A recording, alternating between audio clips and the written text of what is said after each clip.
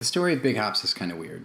There's kind of the plot setup where you've been kidnapped from home by this mysterious antagonistic spirit, but he's not a villain that's sort of out to get you. He's kind of there with you over the course of the adventure and kind of asking for your help and making comments about what you're doing, and that already feels weird.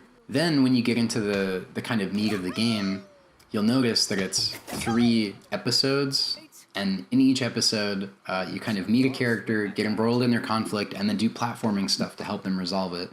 But each of the stories is not obvious and doesn't resolve in the way that you might expect. In the desert world, you get pulled into this conspiracy theory where it seems like the utility company run by rabbits is trying to build a sinkhole under the town that a bunch of rabbits live in to try to run them out of town.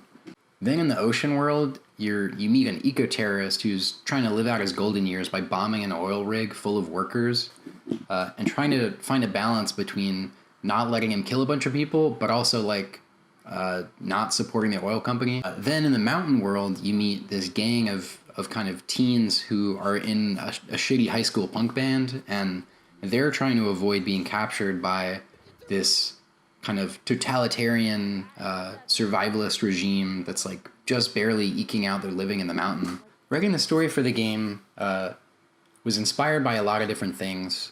The things that stood out the most to me looking back were Kingdom Hearts, Avatar: The Last Airbender, and SpongeBob.